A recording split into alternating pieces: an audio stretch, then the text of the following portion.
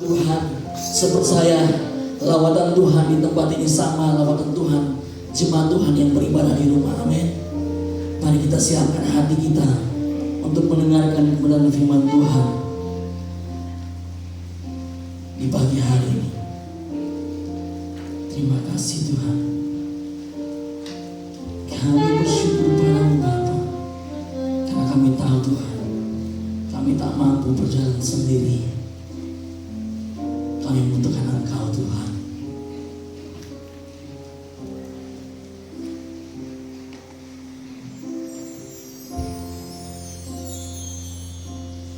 Ku tak dapat jalan sendiri,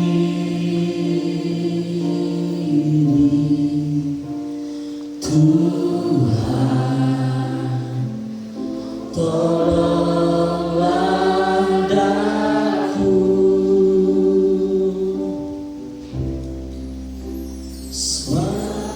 silamu menemaniku,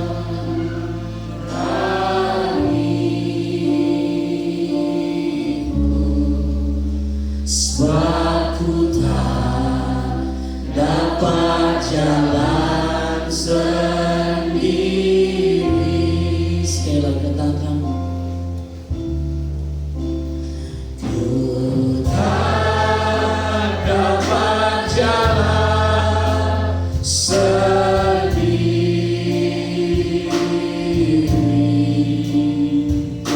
Tuhan tolonglah aku, biarlah sinar-Mu menerangiku, sebab ku tak dapat jalan sendiri. Biarlah suara jemaat bernyanyi bersama-sama.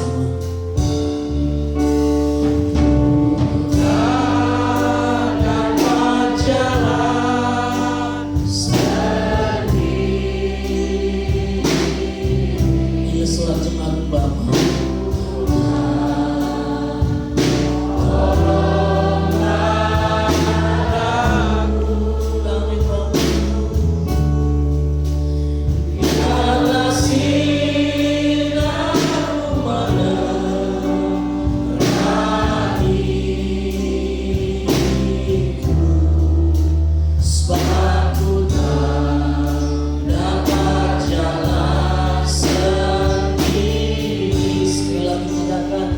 Ku tak dapat jalan sendiri, Tuhan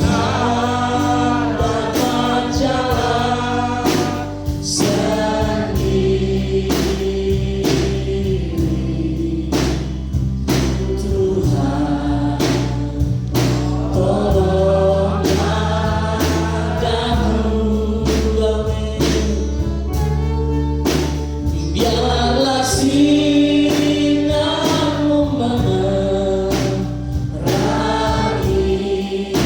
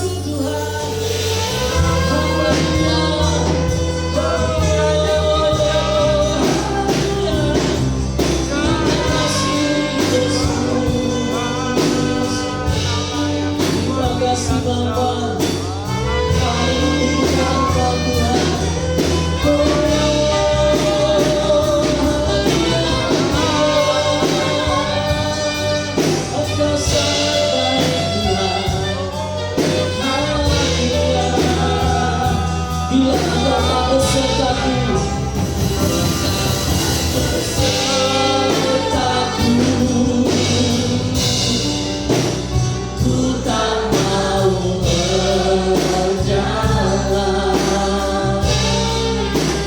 Ku perlu Tuhan, pimpin langkahku dengan kasih karunia-Mu. Pimpin langkahku setiap waktu, berjalan dalam Roh-Mu. Katakan Tuhan kemuliaan-Mu dan berjalanlah denganku. Bila Engkau tak beserta, sana jemaat kita berdua sama-sama. Ku tak mau berjalan, ku perlu Tuhan, pimpin langkahku dengan kasih karunia-Mu. Pimpin langkahku setiap waktu, saya mengiku dalam berjalan dalam Roh-Mu. Nyatakan Tuhan kemuliaan-Mu dan berjalanlah denganku. Bapa di dalam surga, pujian ini menjadi doa setiap pribadi kami. Kami tidak sanggup menjalani kehidupan ini dengan kekuatan, kemampuan, pengalaman hidup kami. Kami butuh Tuhan di setiap langkah hidup kami. Kami tetap mengucap syukur dalam keadaan situasi yang kurang menyenangkan terjadi di kota kami, bahkan di beberapa rumah jemaat yang masuk air banjir. Tuhan, kami tetap mengangkat hati kami tetap bersyukur, sebab di balik semua yang Kau izinkan terjadi, ada pembelajaran bagi setiap kami. Seberapa kami yang ada di rumah Tuhan, biarlah firman-Mu akan memberkati kami. Dan kepada kekasih-kekasih yang menyaksikan, yang ikut dalam ibadah di sore hari lewat program YouTube, juga diberkati lewat pemberitaan firman pada hari ini. Urapi hamba-Mu dengan urapan yang baru, kuasa wibawa otoritas-Mu menyertai pemberitaan firman Tuhan. Kami siap diberkati dalam nama Tuhan Yesus. Haleluya. Amin. Di Tuhan, silakan jemaat duduk kembali. Shalom. Ya, kita mengucap syukur bahwa itu di ruang kaca ada ibu-ibu yang bawa anak kan? Ada? Ya, kita mau diberkati dengan firman Tuhan, masih membahas tentang figur dari tokoh Joshua dan Kaleb ya. Udah dari awal masuk tahun baru kita lagi bahas tokoh Joshua. Dan Bapak Ibu yang kekasih, arti nama Joshua itu adalah Tuhan penyelamat ya. Kalau dibilang Tuhan penyelamat berarti kita butuh keselamatan ya. Jadi walaupun saudara bukan nama Joshua, saudara harus gini, biar apa arti nama Joshua itu juga terjadi padamu, Tuhan yang menyelamatkan ya. Sebab kita tidak akan bisa masuk ke dalam kerajaan surga dengan segala upaya kita ya. Agama pun tidak akan bisa mengantar seseorang masuk ke dalam kerajaan surga. Agama Kristen sekalipun tidak akan membawa kita masuk ke surga ya.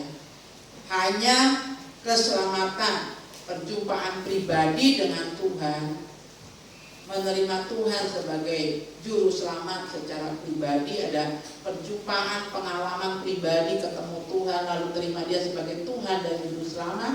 Nah, itulah arti nama Joshua, Tuhan menyelamatkan.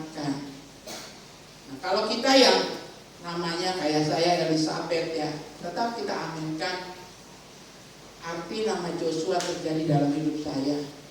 Tuhan menyelamatkan. Saya ada sampai hari ini karena Tuhan menyelamatkan saya.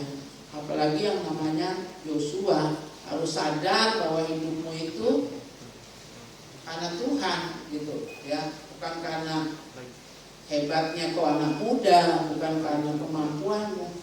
Kau ada sampai hari ini karena Tuhan menyelamatkan ya. Nah, saudara, karakter Joshua dan Kaleb ini yang kita mau bahas pada hari ini.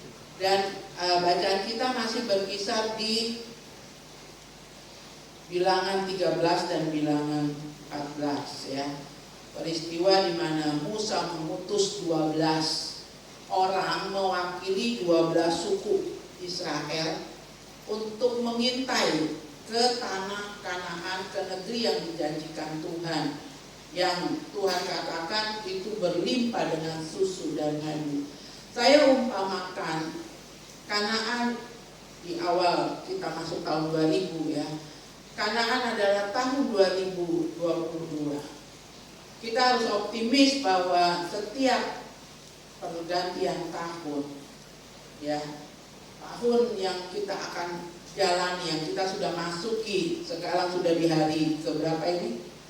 Hari ke-9 ya. Di hari ke-9 kita harus optimis. Tahun ini adalah tahun kemenangan, tahun sukses, tahun keberhasilan, tahun banyak pertolongan Tuhan akan dinyatakan ya.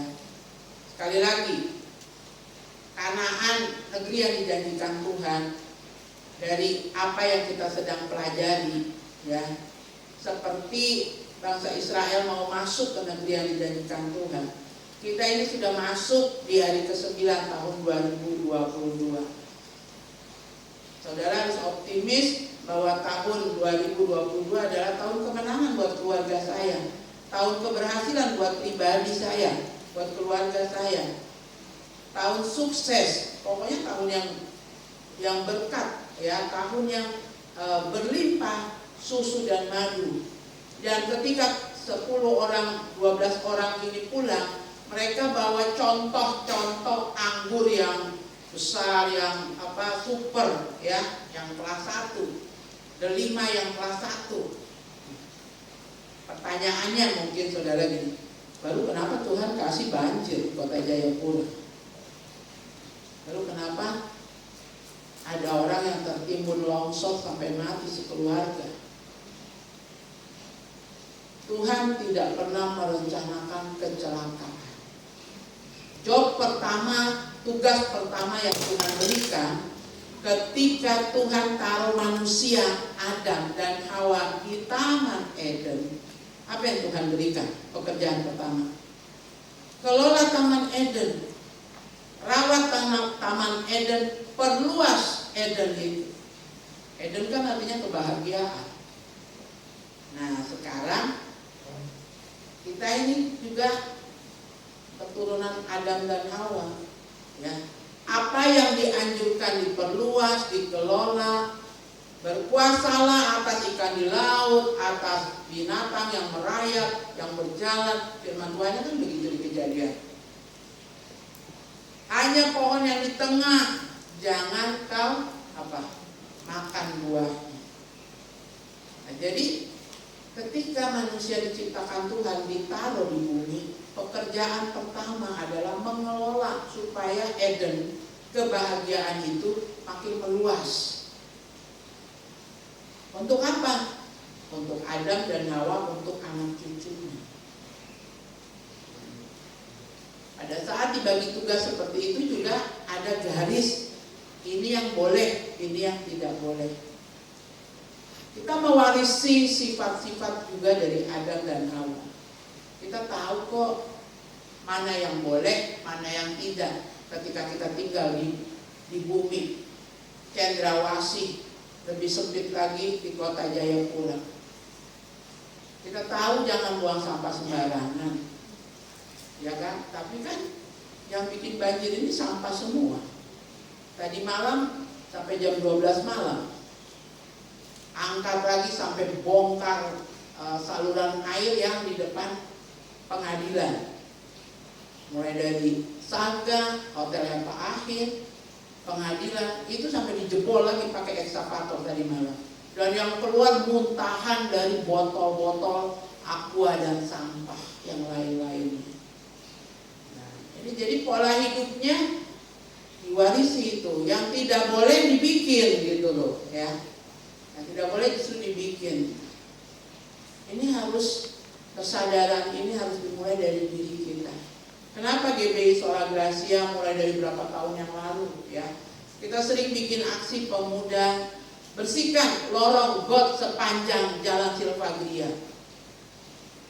Kita sebelum Natal sudah bikin itu. Rumah-rumah yang tidak ada tempat sampahnya, kita berikan tempat sampah. Macam kos-kosan di sebelah itu dua blok. Kita beli tempat sampah itu bukan harga murah, 800.000. Kita memberi penghargaan untuk tukang sampah yang ambil sampah setiap malam di lorong ini.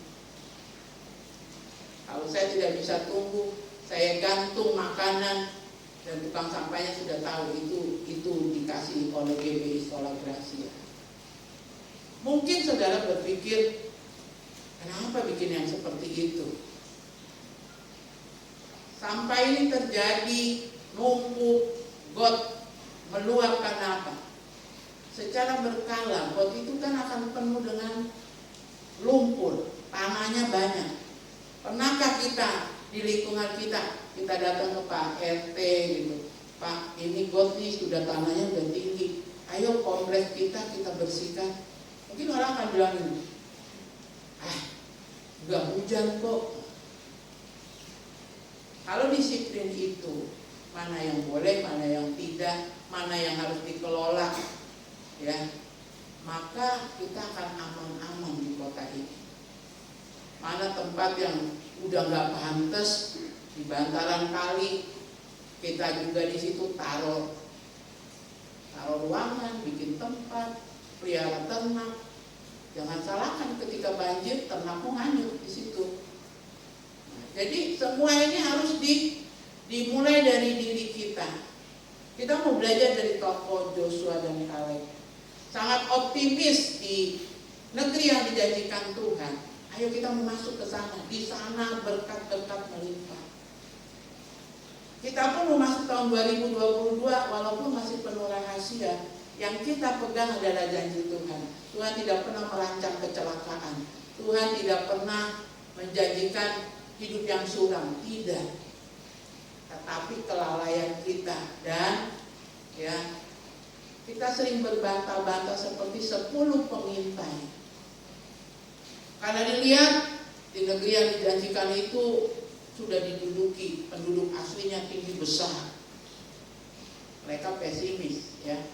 Ya, di bilangan yang ke-14 yang minggu lalu saya baca untuk kita semua.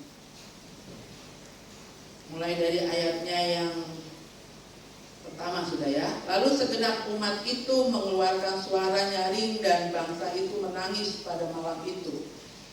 Bersungut-sungut semua orang Israel kepada Musa dan Harun. Dan segenap umat itu berkata kepada mereka, sekiranya kami mati di tanah Mesir atau di padang gurun ini.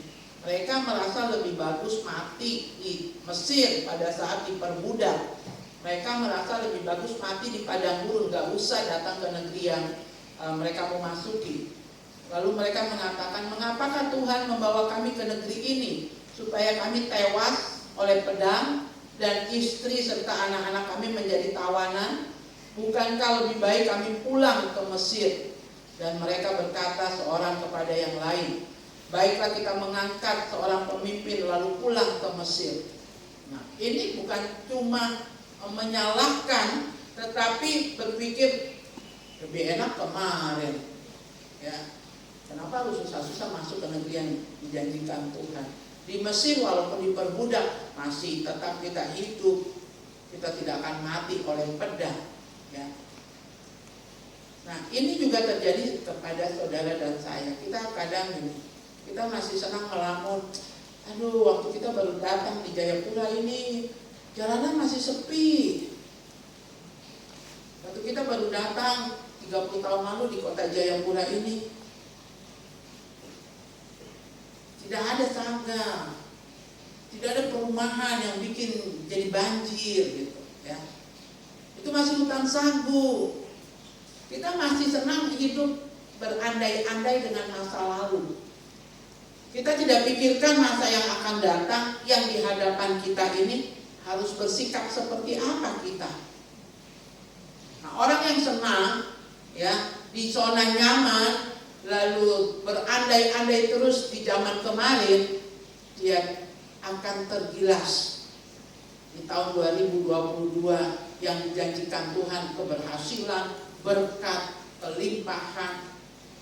Karena senang di zona nyaman, senang di hari kemarin, pengalaman kemarin, takut tantangan yang ada di tahun 2022. Nah, selama kita punya sikap yang seperti ini, kita tidak akan kuat menjalani tahun-tahun ke depan. Ya, jadi kenangan masa kemarin, entah itu kejayaan, sukses kita, itu sudah lewat. Yang harus kita hadapi adalah hari ini dan hari yang akan datang. Apa yang harus kita perbuat? Ini yang kita mau belajar. Ya, jangan tiru suku Israel yang ya kenapa harus diselamatkan, kenapa harus dibawa keluar, biar aja kami di Mesir. Padahal belum lihat raksasa-raksasanya ini seperti apa. Ini kan hanya laporan 10 pengintai yang hatinya ciut. Beda dengan Joshua dan Kaleb. Ya. Nah, kita mau lihat di warga jemaat. Siapakah Joshua? Joshua berasal dari suku Efraim. Nanti saudara di rumah pelajari lagi Bilangan 13 ayat yang ke-8. Dan sejak masa mudanya adalah abdi Musa. Lalu siapa Kaleb? Kaleb berasal dari suku Yehuda, salah satu pemimpin 12 suku yang ditugaskan Musa mengintai tanah perjanjian. Karakter apa yang dimiliki Joshua dan Kaleb yang harus kita miliki untuk jalani hidup tahun 2022 ini? Yang pertama, dia memiliki ketaatan, ya.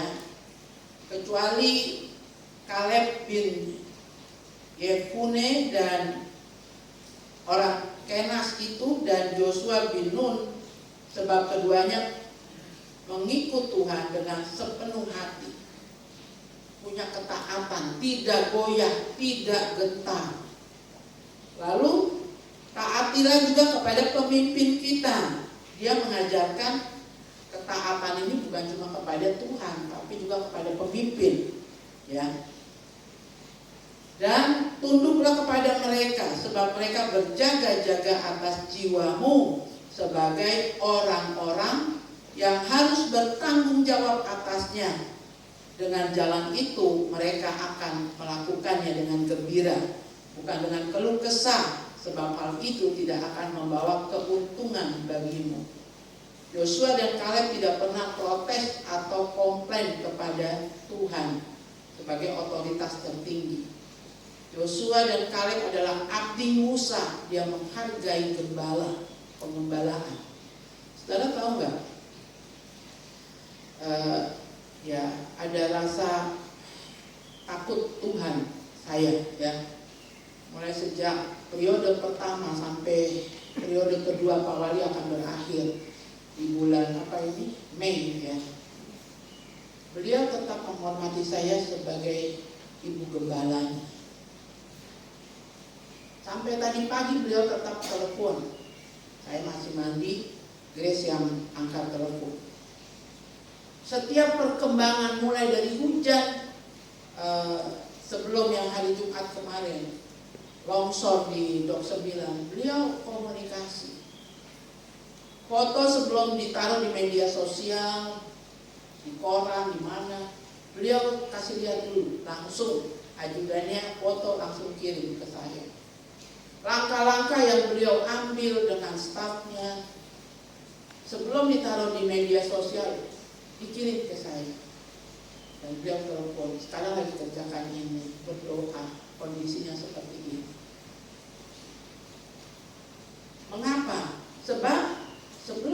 terjadi di Dok 9, longsor yang dari Kamis, dan sebelum hari Kamis malam jam 10, kejadian yang hari Jumat ya. Bahkan jauh sebelum hal ini terjadi, ketika ombak tinggi, kecelakaan nelayan terjadi, saya sudah memberi WA, Bapak ingatkan para nelayan yang punya tempat wisata di pinggir laut,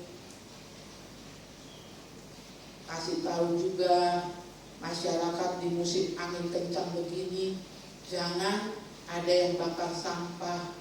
Kan sebelum terjadi banjir ini kejadian kebakaran terus di kota kita.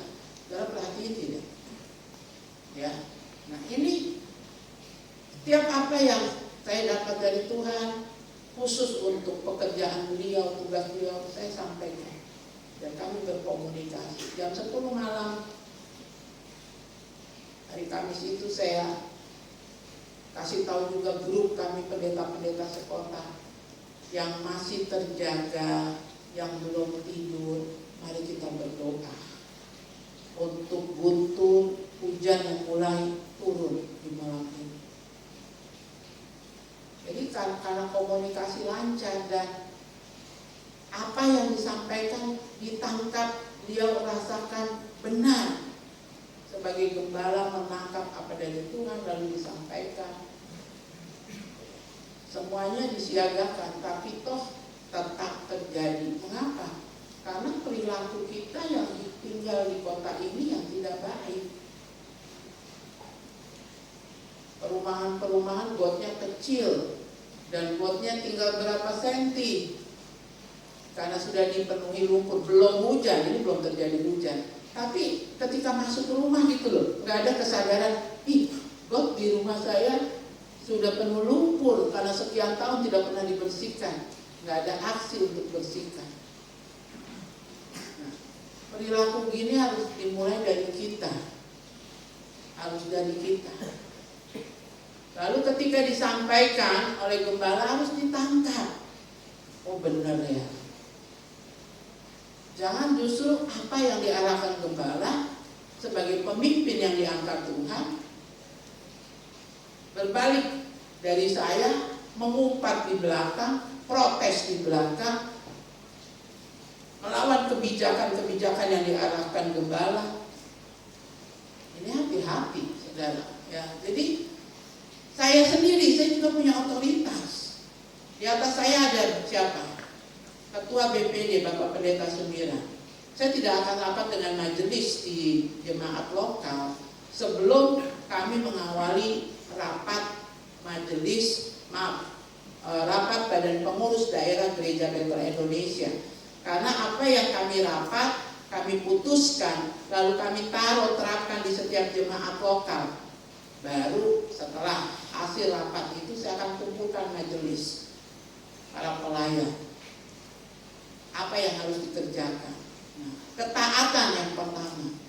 Lalu dalam keluarga, suami yang takut Tuhan, dia seorang imam, dia akan tahu petunjuk-petunjuk dari Tuhan. Maka ketika dia duduk dengan istri dan anak harus mentaati kebijakan apa yang imam dapat dari Tuhan.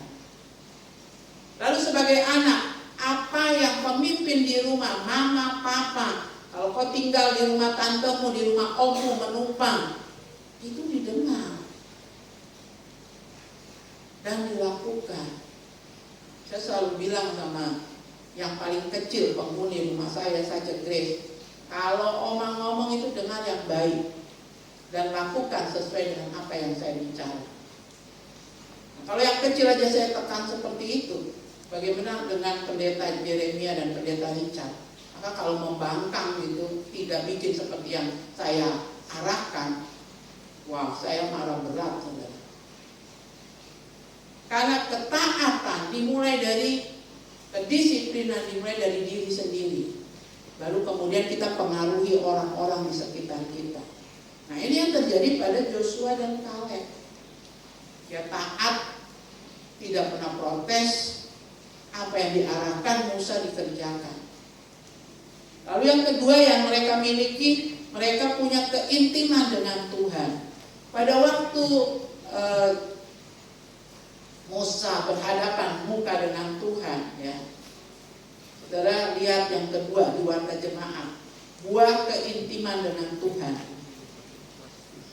Dan Tuhan berbicara kepada Musa dengan berhadapan muka seperti seorang berbicara kepada temannya. Kemudian kembalilah ia ke perkemahan. Tetapi abdinya Joshua bin Nun, seorang yang masih muda, tidaklah meninggalkan kemah itu.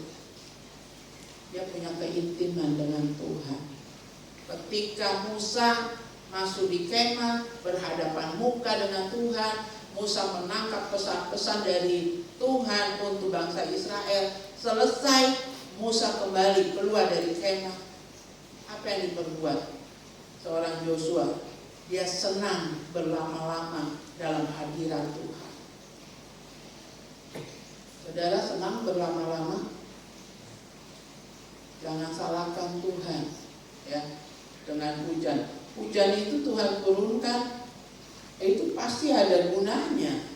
Tetapi dia jadi tidak berguna dan dia jadi masalah pada saat kita tidak, satu, memiliki ketaatan, dua, kita tidak punya pola hidup yang mana yang harus dikelola.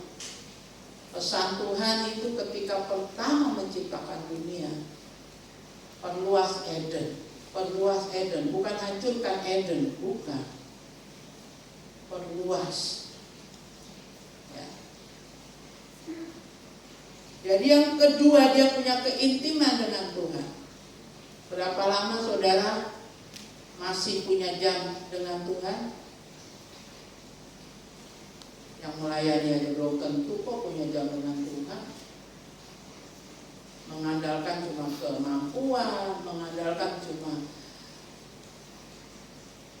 Dalam pelayanan itu begini loh saudara. Dalam pelayanan kayak saya gembala untuk khotbah hari Minggu, itu bisa diajar, dipelajari. Ada yang namanya ilmu berkhotbah. Dalam ilmu berkhotbah, kami diajar bagaimana menyusun materi, ya. Lalu kami diajar bagaimana penampilan supaya kami menarik tampil di depan, ya. Dandan sopan, tidak berlebihan. Jadi ada namanya homiletika, ilmu berkhotbah. Bagaimana gerakan tubuh di depan, itu ada teorinya, itu dipelajari. Tapi yang namanya urapan, yang namanya pesan-pesan dari surga bisa dapat lalu dibagi ke jemaat, itu nggak bisa dipelajari. Itu hanya nangis, minta sama Tuhan. Saudara mau jadi pemimpin pujian, itu ada pelajarannya. Panggil guru vokal, diajarkan bagaimana pakaiannya, jadi penari tamborin. Semua gerakan ada namanya, gerakan haleluya, gerakan apa, itu bisa dipelajari. Tapi bagaimana kau pimpin pujian, pujianmu mengurapi jemaat. Jemaat yang datang dengan beban, baru nyanyi saja sudah terlepas bebannya. Itu hanya bisa kau intim dengan Tuhan. Itu gak bisa kau nonton William Kaun tuh nyanyi, oh begini ya, refnya dinyanyikan 2 kali. Oh, aransemen musiknya begini ya, di tengah-tengah drum yang lebih terdengar. Itu semua bisa dipelajari. Tapi urapan yang ada di William Kaun tuh itu kok nggak ada di kita waktu pimpin pujian. Padahal lagunya sudah dipelajari, tekniknya sudah dipelajari, musiknya, aransemennya sudah dipelajari. Mengapa tidak ada urapan?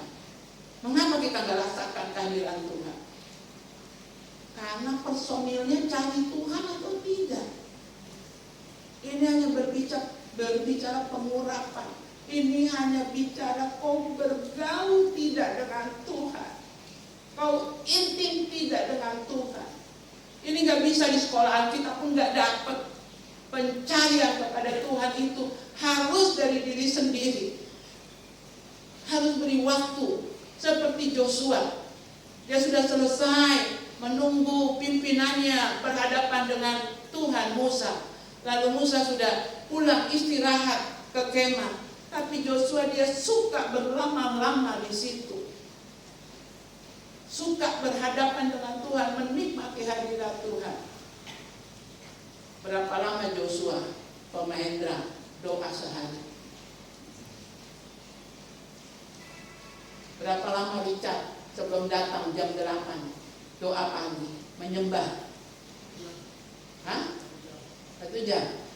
Jadi kalau saya telepon jam 5 belum bangun atau lagi menyembah? Hah? Kalau dari gembala, para pelayan, majelis tidak punya keintiman dengan Tuhan, bagaimana tuh dari kepala turun ke leher, ke janggut, ke jubah, ke jemaat. Jadi harus intim, punya keintiman dengan Tuhan. Orang yang punya keintiman dengan Tuhan, buah-buahnya terlihat. Buah-buah dari keintiman Joshua Kaleb dengan Tuhan, dia taat sama pimpinan. Dia cakap dalam pekerjaannya. Coba kita koreksi hidup kita pagi ini. Sebab kalau kita intim dengan Tuhan, hikmat Tuhan akan turun atas kita. Segala jalan yang dibuatnya adalah keberhasilan, keberuntungan. Mari kita mau intim dengan Tuhan. Berlama-lama berdoa, sempatkan bertemu dengan Tuhan, bergaul. Setiap jam dalam hidup kita ini, jam sekian saya ngapain ya Tuhan?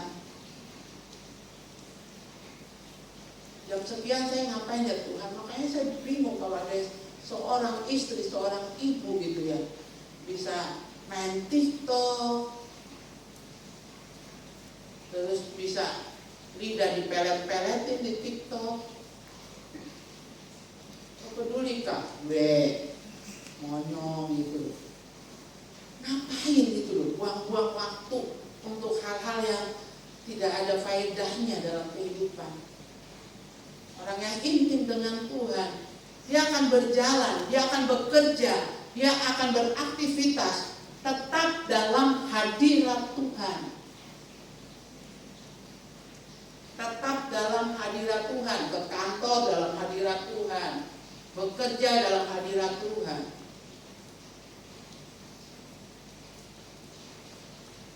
Sedikit-sedikit cucu saya ini, Grace, menghampiri saya karena kami tidur satu tempat itu. Oma lagi bikin apa dengan HP-nya Oma? Oh, Oma lagi balas orang yang minta doain. Oma lagi apa dengan HP-nya Oma? Coba lihat, Oma lagi bikin tweet. Kapan kita bisa video call? Oma layanin orang terus. Kita video call sudah sama Halea.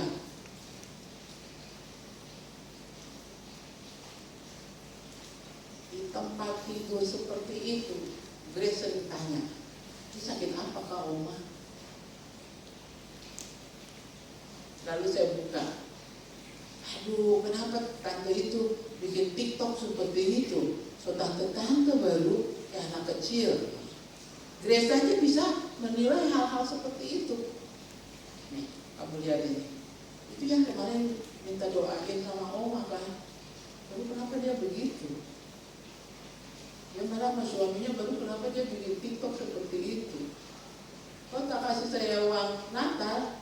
Kok kira saya perempuan bodoh? Grace sampai, kenapa kemarin baru didoain baru?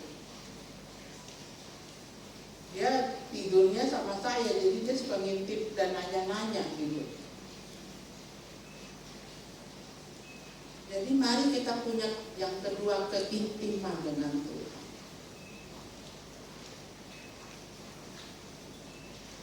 Kalau kita intim dengan Tuhan, ada jam pribadi kita dengan Tuhan. Ada jam berjalan seharian bersama Tuhan. Bisa, Tuhan udah jam 12 ini udah jam sekian, apalagi yang harus kubikin Tuhan. Hidup penuh dengan hikmat dari Tuhan. Saya nggak bilang saya hebat, tapi apa yang saya terapkan atas diri saya mau itu ke transfer. Pertama kepada Yeremia, nah dia akan menggantikan. Lalu kepada Richard, kepada para majelis, kepada para pelayan, kepada semua jemaat. Saya ingin yang positif-positif dari saya ke transfer sama jemaat. Lalu yang berikut, yang ketiga, dia punya iman yang positif. Ya. Dia harta jemaat, tetapi Joshua bin Nun dan Kaleb bin Yefune yang termasuk orang-orang yang telah mengintai negeri itu mengoyakkan pakaiannya.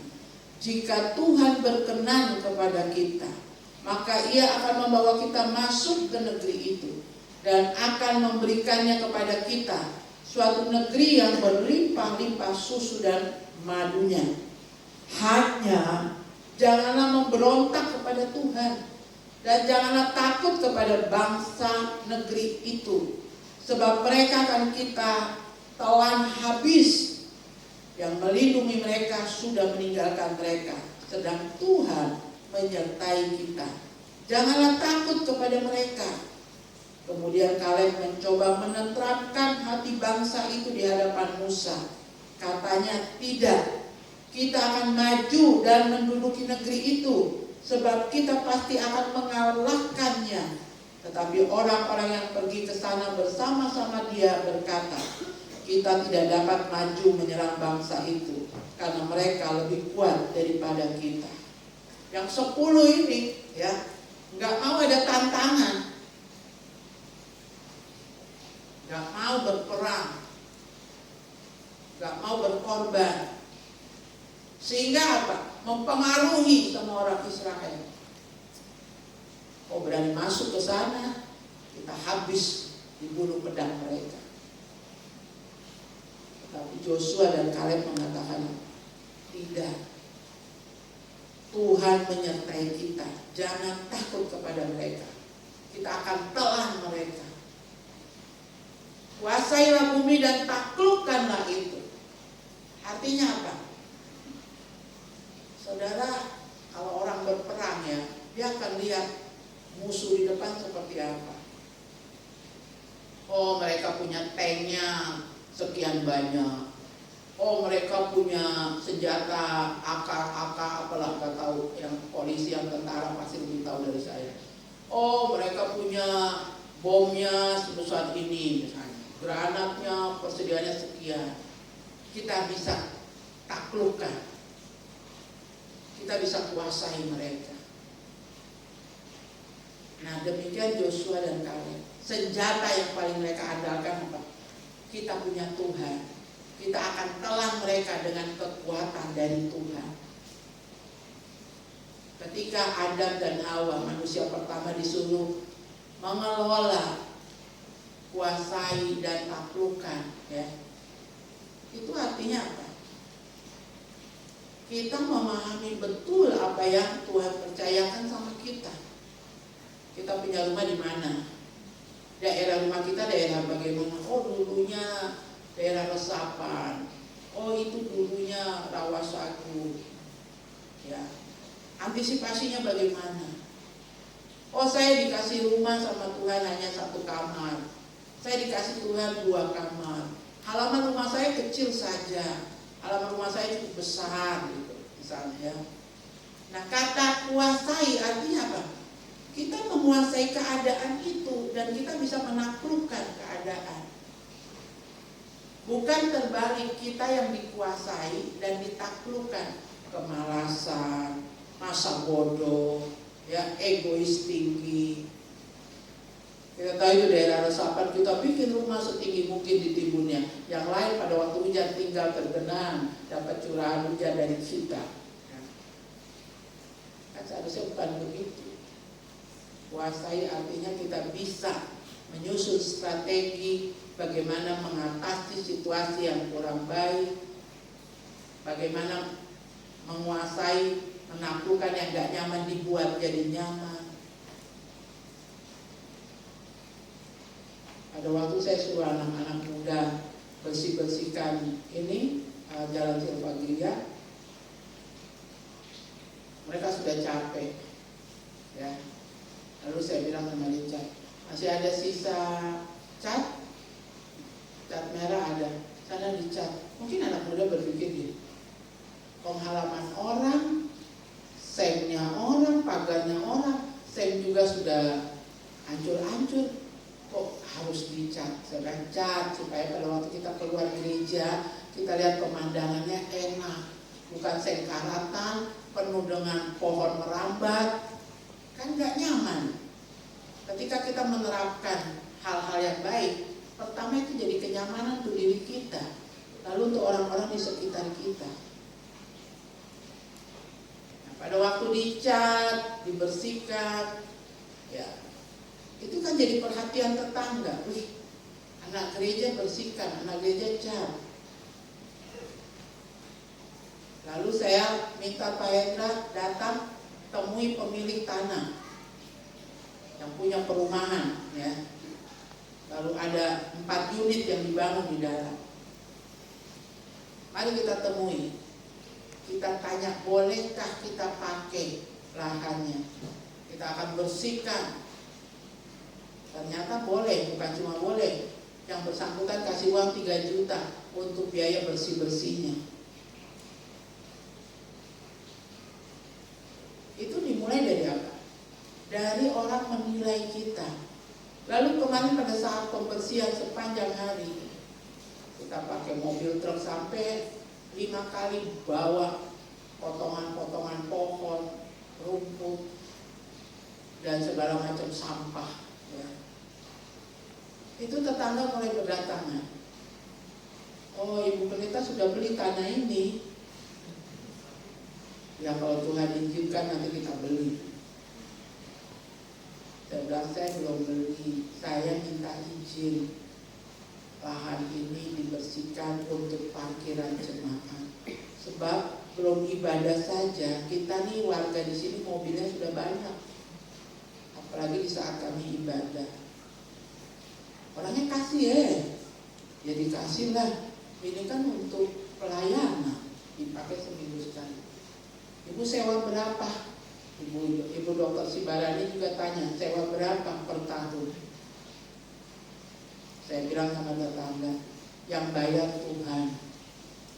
Saya tidak mau bilang gratis, mengapa? Ya, pokoknya saya bilang yang bayar Tuhan.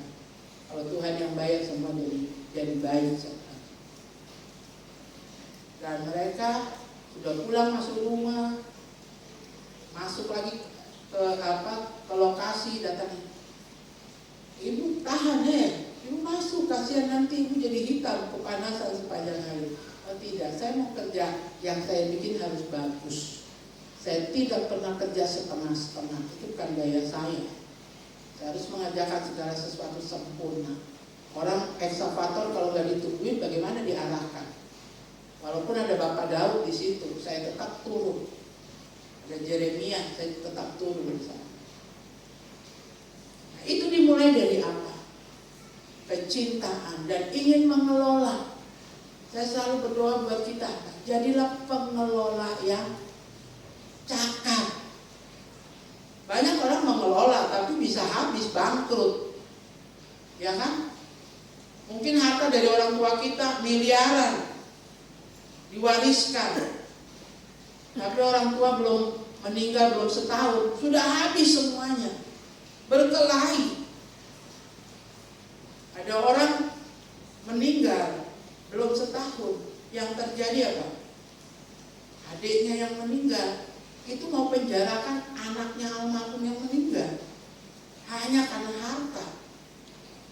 Itu terjadi, sudah. Beberapa tokoh yang saya kenal sebagai tokoh masyarakat sangat diberkati, begitu meninggal anak-anaknya rebutan kekayaan. Bahkan bisa, bukan cuma tadi saya bilang, masukkan ke penjara, membunuh juga bisa. Maka kalau kita tidak punya keintiman dengan Tuhan, kita nggak akan dapat. Kita kan selalu bilang harta, kekayaan, kedudukan, semua ini Tuhan punya, kita cuma dipercaya. Nah kalau tahu itu Tuhan yang punya, pernahkah berdialog sama Tuhan? Tuhan mau diapain ya ini ya? Tuhan ini di rumah ada mobil, ada motor, di rumah ada rumah, tingkat enggak belum ditingkat. Sekarang kreditnya udah lunas, KPR-nya. Harus diapain lagi ya Tuhan ya? Waktu ambil rumah ini anak saya cuma 1, sekarang begitu lunas anak saya udah 3. Kalau kita intim dengan Tuhan, Tuhan akan kasih tahu, kau harus bikin apa dengan rumahmu, harus ditingkatkah? Atau harus beli yang di sebelahnya 1 lagi, karena anakku 3. Sepanjang kita intim dengan Tuhan, dan kita optimis seperti Joshua dan Kaleb, tidak, kita bisa masuk di negeri sana. Kita bisa telan. Masalah boleh ada tahun 2022, tapi kita bisa mengatasinya. Kuncinya apa? Intim dengan Tuhan. Kuncinya apa lagi? Punya ketaatan. Sampai hari ini kita masih taat? Masih taat atau tidak? Sampai hari ini kita masih intim dengan Tuhan? Sampai hari ini kita masih optimis, positif, seperti yang dimiliki iman yang positif. Pengalaman banjir, hujan, ya jangan jadi trauma terus. Akhirnya setiap hujan, aduh banjir gak nih ya, banjir gak nih ya, ya banjir lagi dah, ya bersihkan lumpur lagi dah. Soalannya setelah bersih-bersih di rumah, lingkungannya juga ikut dibersihkan, gaya hidupnya diubah. Karena tetangga nggak bisa dirubah, susah. Tiap orang saya bolak-balik mau keluar Silvagria, sampah berceceran sampai berapa meter, lalat, tikus yang hari ada di situ, nggak nyaman. Maka ini apa? Udahlah nih, tak beliin ya tempat sampah. Saya taruh ya di sini ya, saya titip tempat sampah. Tolong sampahnya dibuang di sini. Orang mungkin bisa ngomong, aduh bodoh banget itu ibu pendeta ngabisin duit beliin orang tempat sampah. Karena kalau nggak mulai dari kita ya susah. Ayo kita punya iman yang positif. Tuhan karena udah bersih-bersih, kami juga lingkungan dibersihkan, kami positif lah, tidak akan banjir lagi.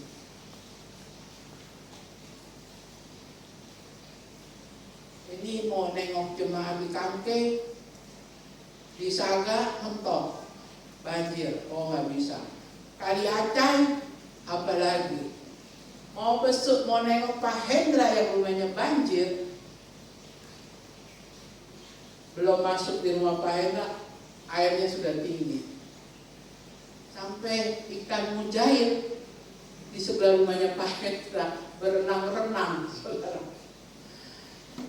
Akhirnya udah balik lagi, gak ada yang bisa kita tengok. WA aja semuanya. Tapi jangan jadi pesimis, jangan jadi sampai kapan nih hujan begini. Dan jangan menyalahkan, ya, menyalahkan pemerintah, jangan. Mulai dari diri kita, mulai dari diri kita. Jangan masa bodoh, ya, jangan masa bodoh, tapi apa yang bisa kita bikin? Saudara akan tahu apa yang mau dibikin kalau intim dengan Tuhan. Karena ketika kita intim dengan Tuhan, Roh Kudus akan terus memberikan tugasnya. Roh Kudus itu menolong, memberi marifat, mengingatkan. Dan itu bisa dilihat buah-buahnya orang yang membangun keintiman dengan Tuhan, ketaatan pada otoritas pemimpin, selalu punya berpikir positif, bertindak optimis. Itu akan terlihat dari hasil kerjanya. Lebih bagus banyak diam tapi intim dengan Tuhan. Lalu terapkan apa yang dimiliki Joshua dan Kaleb. Tidak pernah takut, tapi pastikan seperti lagu tadi, bila Tuhan tidak besertaku, aku tidak mau berjalan, aku tidak mau melangkah. Kita tahu nggak waktu Musa disuruh bawa bangsa Israel, Musa bilang apa? Aku ini nggak cakap, aku ini cacat. Apa kecacatannya Musa? Musa itu apa? Apa bicara yang tidak lancar itu gagap. Lebih gagap dari kita punya saudara Nathan dulu. Musa itu kelemahannya di situ. Seorang pemimpin kan suaranya yang didengar, komandonya yang didengar. Bagaimana saya mau mengkomando kalau saya cacat dalam hal bicara, bercakap? Tapi kemudian apa? Dia menyerahkan diri kepada Tuhan dan dia hanya bilang, tapi kami gak mau melangkah kalau Tuhan tidak beserta dengan kami. Selalu minta tanda dari Tuhan, minta petunjuk dari Tuhan, minta petunjuk dari Tuhan. Jangan jadikan Mesir pengalaman kemarin untuk hidup di hari ini. Sebab Tuhan kita itu kreativitasnya luar biasa. Tidak sama cara pertolongan Tuhan kepada mereka dan kepada kita. Kepada saya dan kepada Anda itu berbeda. Walaupun masalahnya mungkin sama. Makanya hanya bisa intim dengan Tuhan. Taati firman Tuhan, lakukan firman Tuhan. Lakukan firman Tuhan, jangan dipilah-pilah. Oh yang ini saya suka, saya lakukan. Oh kalau yang ini saya gak suka. Makin sempurna saudara melakukan, ada ketaatan pada firman Tuhan, penyertaannya juga makin sempurna. Penyertaannya juga akan sempurna pada kita. Mari kita tutup dengan renungkan, adakah karakter Joshua dan Kaleb itu pada saya Tuhan? Saya punya ketaatan, saya punya keintiman dengan Tuhan, dan saya selalu punya iman yang positif. Iman saya gak lemah. Nanti waktu Tuhan datang, Tuhan cari yang pertama iman, yang kedua kasih. Sebab iman itu akan hilang. Selalu saya ulang-ulang. Imannya dijual karena jodoh. Imannya dijual karena jabatan. Imannya dijual karena uang. Karena kebutuhan perut. Masih ada keinginan. Kalau iman masih ada, pasti ada ketaatan melakukan firman Tuhan. Dan selalu positif berpikir, optimis dalam bertindak. Tuhan Yesus memberkati. Saya undang para pelayan kembali ke depan. Miliki semua sifat-sifat dari Joshua dan Kaleb. Kita tutup kepala, kita mau nyanyikan pujian.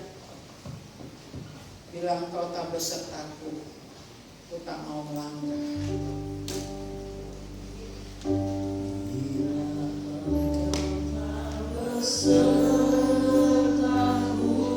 Biar ini jadi pengakuan kita kepada Tuhan. Ku tak mau berjalan. Bapa, ini pengakuan setiap kami. Ku perlu Tuhan, bimbing langkahku dengan kasih karunia-Mu. Bapa, tuntun kami. Bimbing langkahku setiap waktu, berjalan dalam Roh-Mu. Nyatakan Tuhan kemuliaan-Mu dan berjalanlah denganku. Bapa di dalam surga, ini tangan kami Tuhan. Ini pribadi kami. Mari saudara angkat tangan kananmu kepada Tuhan. Taruh tangan kiri saudara di dada. Lihat diri kita masing-masing. Berkaca pada firman yang baru kita terima. Adakah hari ini kita masih memiliki ketaatan kepada otoritas yang lebih tinggi dari kita? Adakah kita menjaga keintiman dengan Tuhan? Lalu setelah intim dengan Tuhan, adakah buah-buah dari keintiman dengan Tuhan itu dinikmati, dirasakan oleh orang-orang di sekitar kita? Dan miliki iman yang positif, berpikir positif, bertindak optimis, kita bisa mengalahkan, menaklukkan, menguasai apa yang ada di hadapan kita. Bahkan yang mau menghadang perjalanan kita di tahun 2022, Tuhan akan berikan kecakapan buat pengelola-pengelola yang cakap di mata Tuhan. Tuhan akan berikan kemakmuran. Engkau tidak akan dihina, engkau tidak akan dilecehkan, engkau tidak akan dicurangi orang karena engkau memiliki kecakapan yang dari Tuhan. Minta itu kepada Tuhan hari ini. Engkau tidak akan mengalami kerugian. Minta kecakapan jadi pengelola-pengelola yang cakap di mata Tuhan. Naik dan bukan turun, untung dan bukan merugi. Itu harus terjadi di tahun 2022. Tahun yang penuh rahmat, tahun yang penuh dengan kebaikan Tuhan. Ada perbedaan buat kita dengan orang-orang yang tidak mencari Tuhan sungguh-sungguh. Ini kami Tuhan. Terima kasih Bapa, haleluya. Mari dengan lembut lagi katakan ini jadi doa kita. Engkau tak besertaku,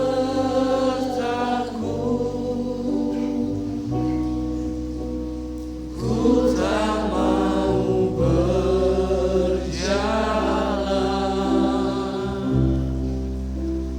ku perlu Tuhan, pimpin langkahku dengan kasih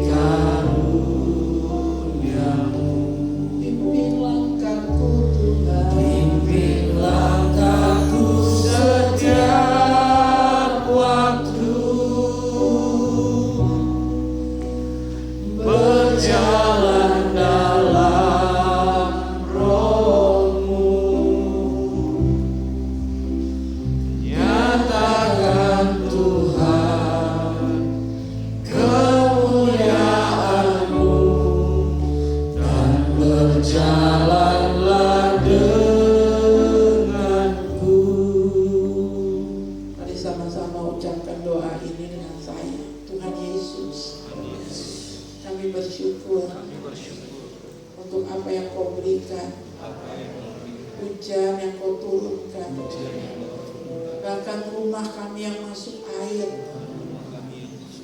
menjadi pembelajaran bagi setiap kami.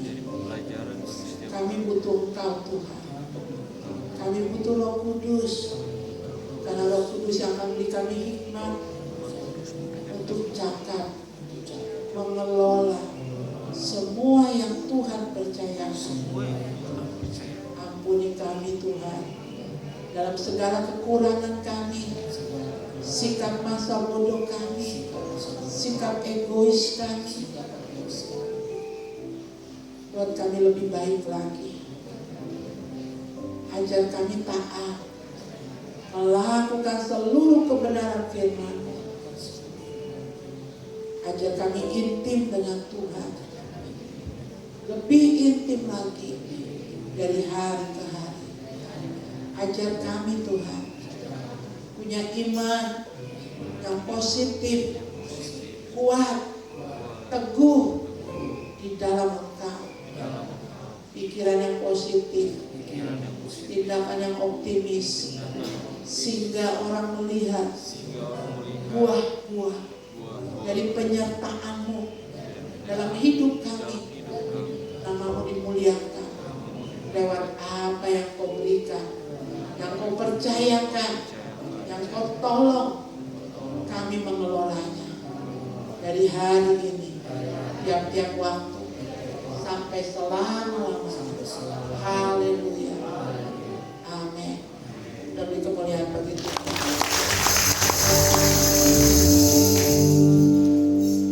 Jadi sekali lagi, jangan salahkan Tuhan, jangan salahkan hujan, tapi kita mau belajar lebih cakap, lebih bijaksana. Jadi pengelola yang cakap di mata Tuhan. Ayo kita kelola mulai dari diri pribadi, rumah kita, lingkungan kita, kemanapun kita bergerak, supaya kemuliaan Tuhan nyata dalam segala yang kita perbuat. Baik, kita akan memberi persembahan. Saudara, ada beberapa pengumuman yang perlu dapat perhatian. Yang pertama, lihat di warta jemaat, info gereja. Hari Selasa dan Jumat itu latihan tamborin. Dan hari Kamis Sabtu itu latihan musik dan pujian. Ibadah remaja hari Jumat ada di GBI Sola Gracia jam 17. Ini membuka tahun pelayanan ibadah remaja. Lalu ibadah raya Minggu tanggal 18. Kita ibadah sepanjang bulan Januari. Saya bilang apa ke jemaat?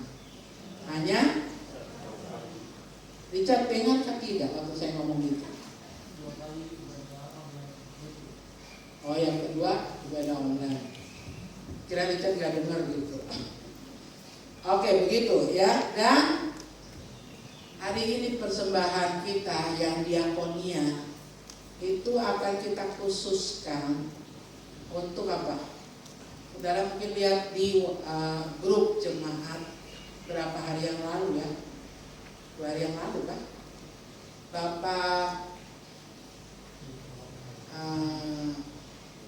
kakak dari Ibu Damaris yang tertua, Bapak Paruntung, itu memang umurnya sudah lanjut ya, sudah 70 berapa kemarin dibilang, saya lupa ya. Dan kami tim doa secara berkala datang. Saya sebelum Natal datang, setelah Natal kemarin, setelah tahun baru saya juga datang, lalu berdoa. Terakhir saya datang itu karena mau mendoakan Ibu Damari juga berangkat ya, pulang setelah pamitan dengan jemaat kemarin. Ibu Damaris di masa pensiun mau pulang dulu membenahi rumah di kampung halaman di Tanah Toraja. Baru tiba 1 malam ya, ada berita kalau kakak tertua beliau meninggal dunia. Karena waktu kami datang pun sudah di kursi roda, dalam arti ya sudah tak berdaya, karena ditidurin juga sudah nggak bisa, sudah lecet di belakang dan sakit semua badannya gitu ya. Udah nggak ngomong, hanya dia buka mata sebentar, tutup lagi. Jadi kami berdoa, dan dalam doa kami siap kapanpun beliau dipanggil ya. Dan akhirnya Tuhan panggil pulang. Lalu hari ini majelis saya, gembala, kita mau ke sana. Beliau bukan berjemaat di kita, beliau anggota gereja GKI Paulus ya.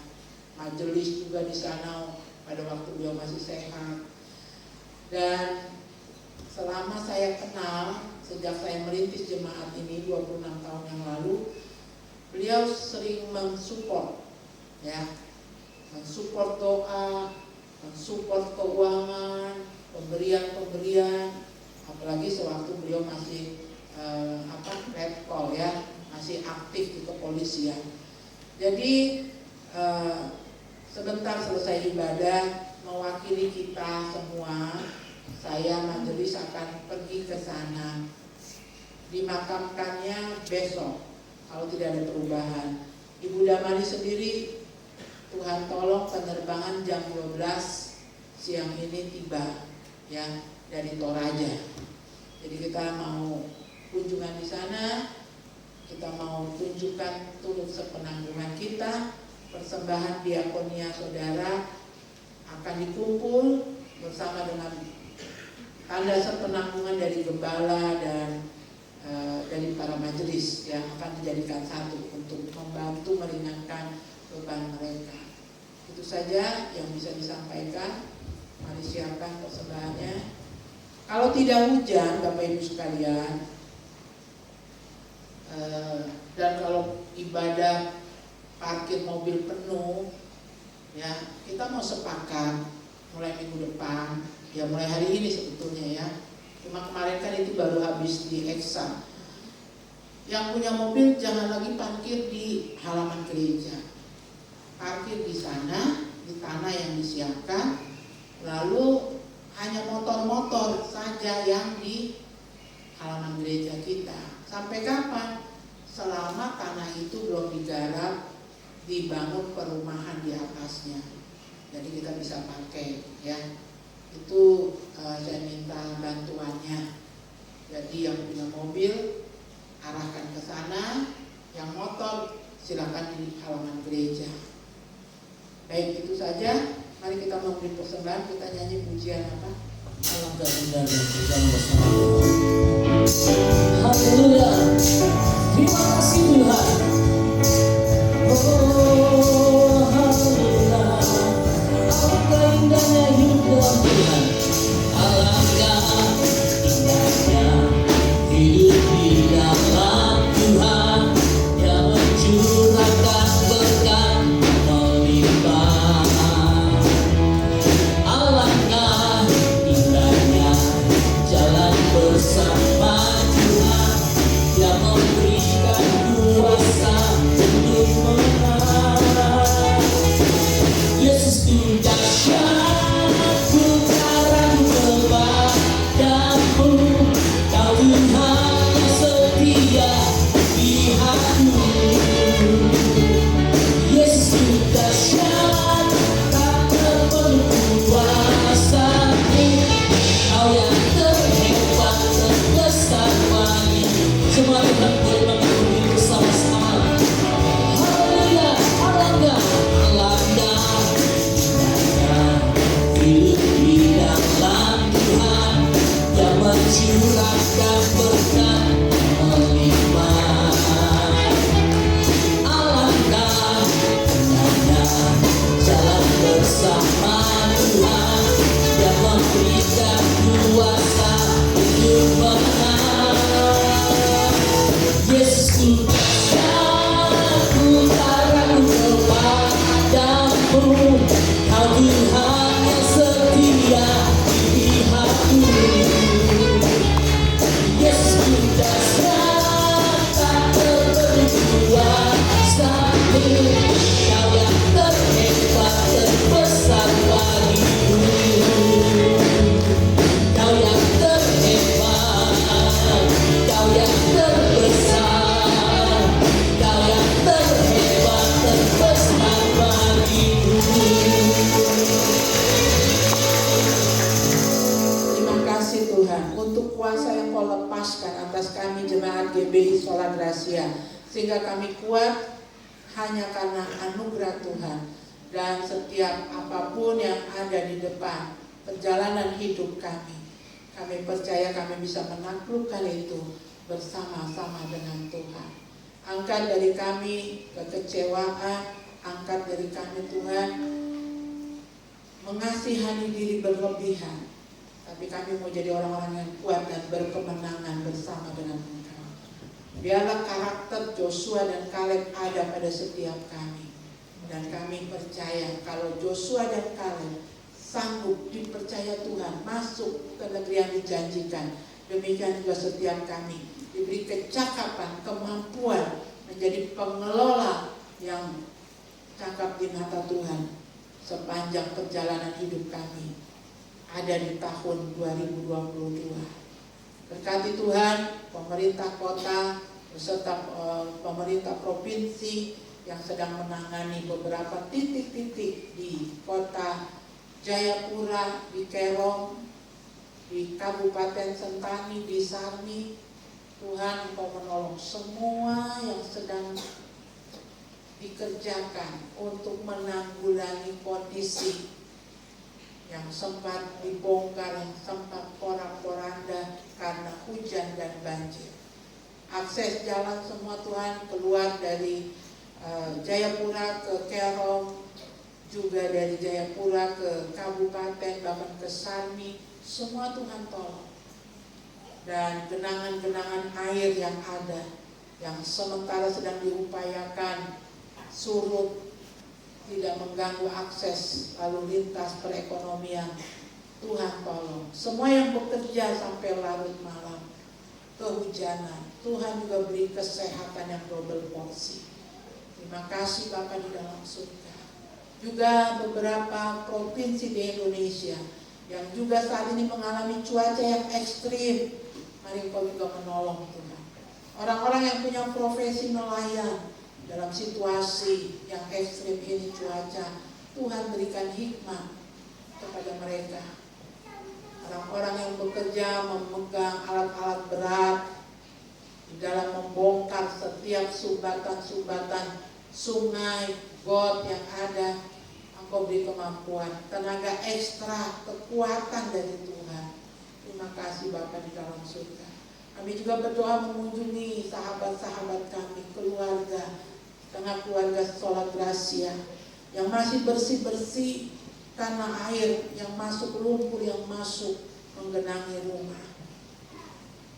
Kedua malam mereka bersih-bersih dan tidak tidur Tuhan. Jamah mereka, berikan kekuatan ekstra, pertolongan Tuhan terjadi. Kami berdoa Tuhan untuk keluarga Katodi, kami berdoa untuk Pak Hendra di kompleksnya Tuhan, Kau tolong.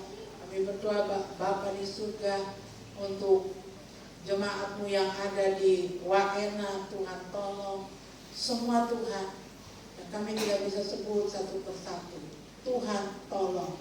Berikan kesehatan, lipat gandakan kekuatan dari Tuhan, supaya mereka tetap sehat dan rumah mereka bisa dibersihkan. Terima kasih Bapa. Kami berdoa juga saat ini Tuhan Yesus untuk gereja-gereja yang hari ini tidak bisa melaksanakan ibadah sebab lumpur yang mereka masih harus bersihkan. Jemaat yang dilayani lewat streaming Tuhan juga berkati. Kami berdoa untuk sekolah-sekolah yang rusak total Tuhan. Engkau beri hikmat, kerugian-kerugian yang dialami, beri hikmat kepada setiap kepala sekolah, dewan guru. Turunkan belas kasih-Mu Tuhan. Ajar kami lebih cakap lagi dalam mengelola. Ajar kami Tuhan memiliki ketaatan, disiplin, pola hidup yang benar. Mulai dari setiap pribadi kami Tuhan, sehingga tidak mencelakakan orang lain. Kami minta dalam nama Tuhan Yesus, semua penanganan, semua kerugian, semua kebutuhan dana untuk kembali menstabilkan keadaan, Tuhan buka jalan, baik dana dari pusat, dana provinsi, dana kota. Berikan hikmat pada para pemimpin pemerintahan yang ada, dalam nama Tuhan Yesus. Kami berdoa Bapa di surga juga untuk kekasih-kekasih yang dalam minggu ini akan kembali dari liburan, cuaca penerbangan Tuhan di atas atmosfer pesawat. Kami minta Tuhan kendalikan dengan tangan kasih-Mu, sehingga boleh tiba dalam penerbangan. Hari ini Bunda Maris beserta keluarga dari Toraja yang datang dalam penerbangan. Mari Engkau tolong cuaca atmosfer di penerbangan Tuhan. Engkau juga yang jadi pilot dalam penerbangan, dalam nama Tuhan Yesus. Demikian juga ya Tuhan, kekasih-kekasih yang dengan kapal laut saat ini Kau tolong ya Bapa, gelombang laut yang cukup keras, Engkau menyertai pelayaran tiba di Jayapura dengan tidak kurang suatu apapun. Dimanapun kami berada Tuhan, biar kami bergerak dalam pimpinan Roh Kudus-Mu. Kami menyerahkan juga keluarga Pak Rutu dalam kedukaan mereka, berikan kekuatan dan penghiburan rencana kami ke sana hari ini. Tuhan, pakai kunjungan kami jadi berkat membawa penghiburan bagi mereka. Terima kasih Bapa di dalam surga. Dan pada akhirnya Bapa di dalam surga, kami membawa korban persembahan rasa syukur kami. Apa yang kami persembahkan Kau memperhitungkannya. Kau kembalikan berkat-Mu berlipat kali ganda dalam segala yang kami kerjakan untuk kehidupan kami. Saudara-saudara yang kekasih di dalam Tuhan, mari pulang bawalah berkat dari persekutuan yang kita kerjakan. Kasih Allah Bapa turun atas kita dengan melimpah. Kasih Tuhan Yesus Kristus dalam persekutuan Roh Kudus-Nya, mulai dari hari ini tiap-tiap waktu sampai Maranatha. Kita mau angkat pujian Kau Allah yang besar.